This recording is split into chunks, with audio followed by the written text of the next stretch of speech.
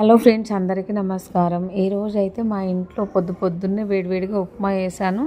చాలా అంటే చాలా బాగుందండి. కొంచెం కొత్తగా వెరైటీగా ట్రై చేశానన్నమాట. ప్రాసెస్ ఏంటనేది ఇప్పుడు చూపిస్తాను. 1 కప్పు బొంబాయి రవ్వ తీసుకున్నాను. అందులో 2 స్పూన్ల వరకు జీలకర్ర వేసుకొని మంచిగా వేయించి పక్కన పెట్టుకున్నాను. ఆ తర్వాత తాలింపుకు కావాల్సిన ఆయిల్ తీసుకున్నాను. ఆయిల్ బాగా వేడైన తర్వాత జీలకర్ర, ఎండుమిర్చి, కరివేపాకు, మినపప్పు వేసుకున్నాను. ఎల్లిపాయ, ఉల్లిగడ్డ వేయకూడదండి. తర్వాత వాటర్ పోసుకున్నాను. 3 కప్పుల వరకు వాటర్ పోసుకున్నాను. 1 కప్పు వరకు పాలు పోసాను. తర్వాత టేస్ట్కి సరిపడా సాల్ట్ వేసాను. ఆ వేయించుకున్న బొంబాయి రవ్వని ఇందులోకి అయితే యాడ్ చేసుకొని మంటను లో ఫ్లేమ్కి అడ్జస్ట్ చేసుకొని ఇది గడ్డగట్టకుండా మంచిగా మిక్స్ చేసుకున్నాను. ఫైనల్గా అయితే కొత్తిమీర వేసుకున్నానండి. చాలా అంటే చాలా టేస్టీగా ఉంది. మీరు ఒకసారి ట్రై చేయండి ఫ్రెండ్స్. పాలు పోసుకొని చేశాం కదా, సూపర్ టేస్టీగా ఉంది. ఓకే ఫ్రెండ్స్, నచ్చితే లైక్ చేయండి, షేర్ చేయండి, మన ఛానల్ సబ్స్క్రైబ్ చేసుకోండి.